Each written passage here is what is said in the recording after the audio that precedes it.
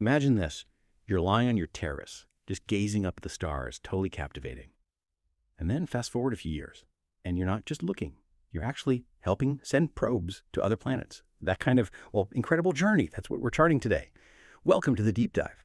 Our mission for you today is really to uncover the pathways to a rewarding career in engineering. We're going to put a special focus on the dynamic world of space. Yeah, we'll explore how passion, learning the right thing strategically, and crucially, using the right resources can launch you into roles you might just be dreaming about right now. We've gathered some really fascinating insights, educational routes, developing skills, real success stories to give you a clear roadmap, and hopefully you'll have a few aha moments along the way.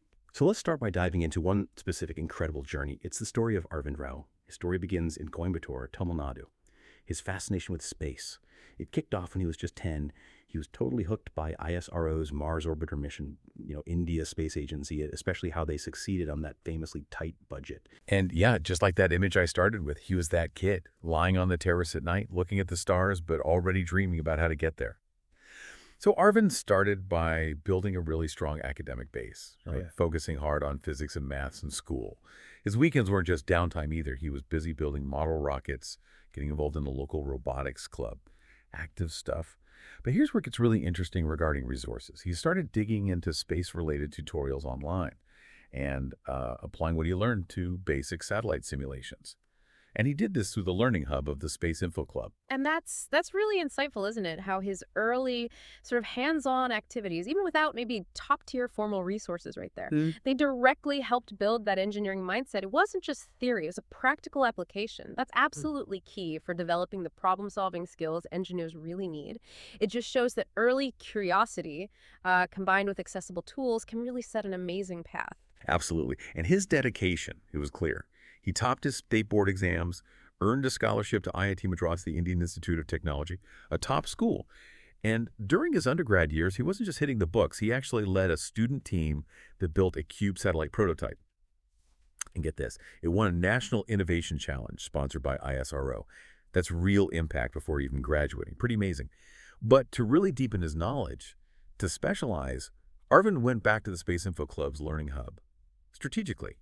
Through the hub, he took several specialized courses, things like orbital mechanics, propulsion systems, mission design. He earned certifications too, which definitely gave him an edge. And he got proficient with complex simulation tools. We're talking SDK, that's Systems Toolkit, and OpenRocket. He found these through open source repositories and detailed tutorials right there in the SpaceInfo Club's library. And, as someone who's part of the SpaceInfo Club myself, I can tell you that kind of access to specialized knowledge and tools, especially for students, it's genuinely a game changer. It really it democratizes access to these high-level engineering skills that might otherwise just be out of reach. That is such a critical point, being able to engage with those kinds of high-fidelity tools early on, outside the traditional university lab setting. It's not just about ticking off a technical skill. It's about developing this intuitive feel for systems thinking, for problem solving in the context of real engineering challenges. And that's what really makes top talent stand out. Right. And Arvind's journey then took this really pivotal turn in his final undergrad year.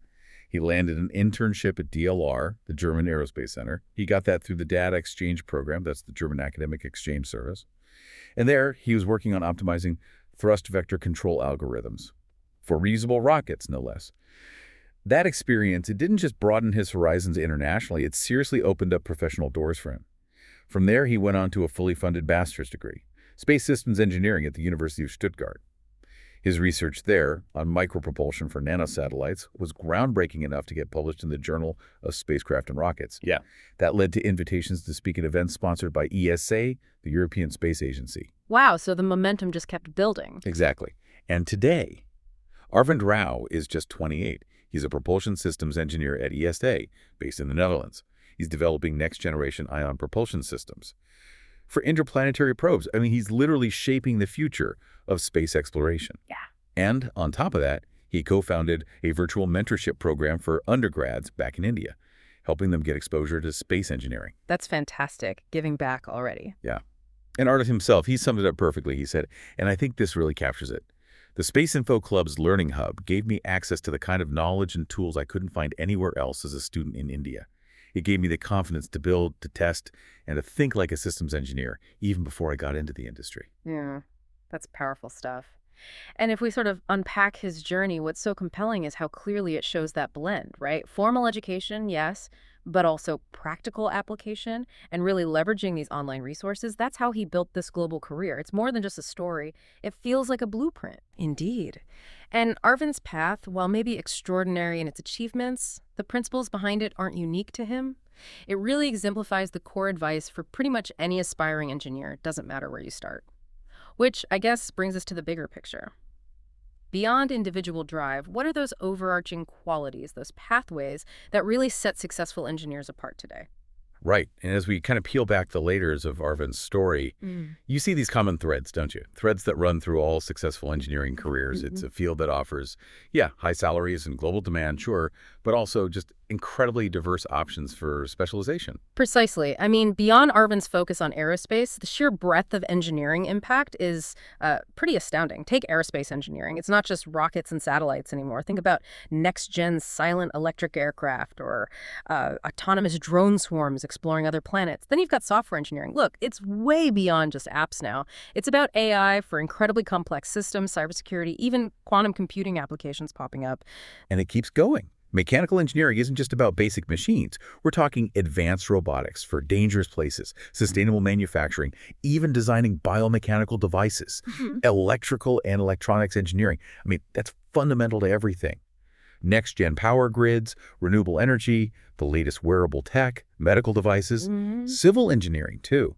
Much more than bridges and roads. It's about designing cities that can handle climate change, smart infrastructure, even thinking about structures for habitats in space someday. That's right. And then there's mechatronics and robotics, a real mix of mechanical, electrical, software, creating intelligent systems for everything from, like, advanced factories to how humans and robots interact. So, okay, how do you actually navigate this huge landscape? The typical path usually starts back in high school. A strong foundation in math, physics, chemistry, computer science, that's vital. And joining STEM clubs, maybe competitive teams like robotics, that's a great way to get that hands-on feel early, like Arvind did. Definitely. Then after high school, the bachelor's degree in engineering is that core step. You really want to look for an ABET accredited program or, the equivalent international accreditation. It signals quality. But what really makes the difference during those undergrad years, just like we saw with Arvind, is getting strong internships, doing intensive lab projects, really participating in those hands-on courses, a master's degree. Well, it's often optional, but it can be a huge advantage, especially if you want to specialize deeply, say in aerospace propulsion or aim for research or leadership roles, again, like Arvind. And don't forget about certifications and licensing, things like the PE license in the US or Seeing in the UK, or even specific tool certs, MATLAB, SolidWorks, Agile. They show commitment and specific expertise. Yeah, building directly on Arvind's experience, let's list some actionable strategies, things that work across engineering fields. First, master the fundamentals, math, physics, core problem solving. They're not just subjects you pass, they're the bedrock. Think about ISRO's budget challenge. Strong fundamentals led to clever solutions. Second, get hands-on. Internships, personal projects like building that CubeSat, lots of lab work. That's what turns theory into practical skills employers want. Absolutely crucial. Third, learn the software tools for your specific field, whether that's AutoCAD for design, maybe Python for data analysis, MATLAB for simulations, or specialized stuff like STK or OpenRocket for aerospace. These are your modern tools, your digital toolkit. Fourth, and this one's often underestimated, sharpen your communication skills.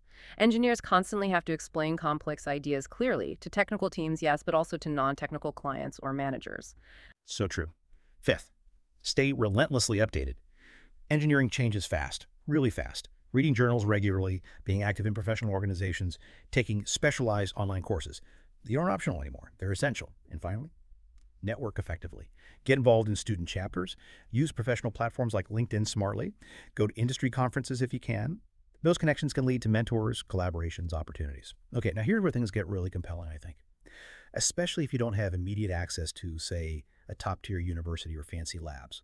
This is where the whole digital learning era really truly empowers your path. Yeah, what's so transformative about online resources, about MOOC's massive open online courses, isn't just that they're accessible, it's their ability to offer these micro-specializations, things that traditional degrees sometimes struggle to keep up with because industry moves so fast. This lets you react to those shifts, acquire niche skills like, say, advanced propulsion systems or specific simulation techniques without the geographical barriers or often the huge financial ones.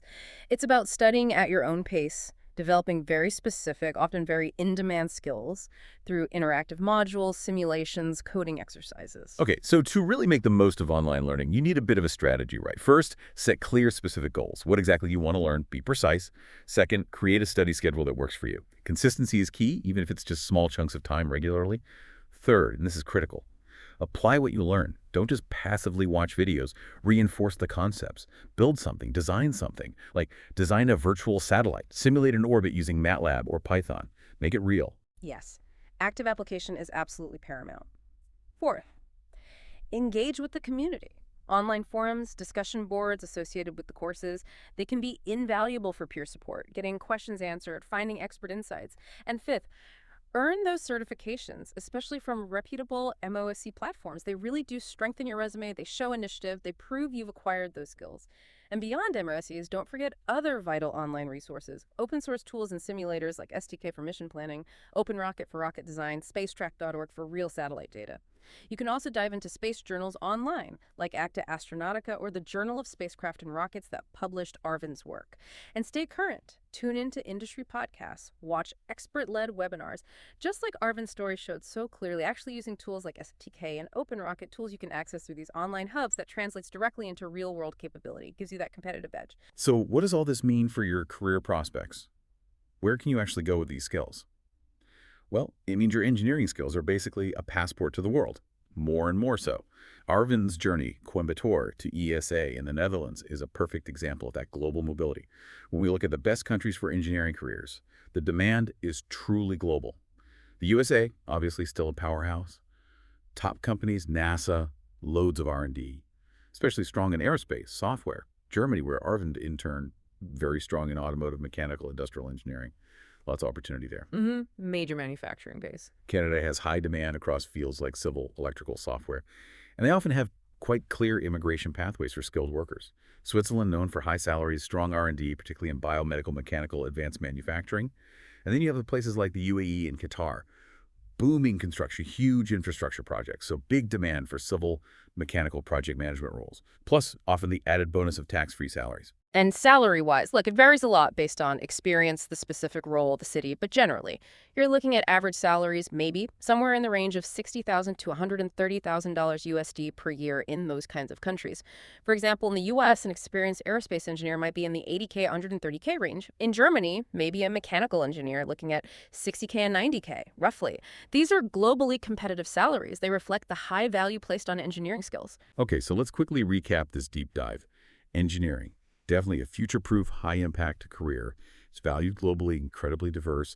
Success really seems to hinge on that solid academic foundation, yes, but combined with tons of hands-on experience, constantly upskilling, especially using digital tools and online learning and leveraging platforms like the SpaceInfo Club that make specialized knowledge more accessible. So here's a final thought for you to mull over. If Arvind Rao, starting out with just curiosity and some model rocket kits, could navigate a path from his terrace in Coimbatore to developing next-gen propulsion for interplanetary probes, what incredible journey could you engineer for yourself by strategically applying these same principles, using this ever-expanding universe of tools and knowledge that's now literally at your fingertips?